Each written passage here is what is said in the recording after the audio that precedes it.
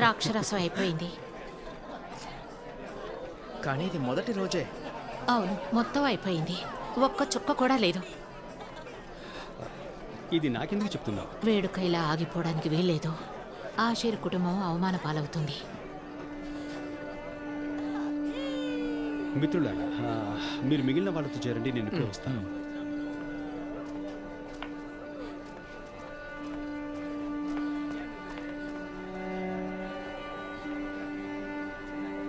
అమ్మా, నా సమయం ఇంకా నువ్వు రాలేదు.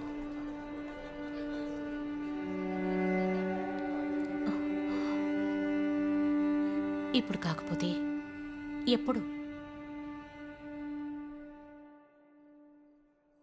దయచేసి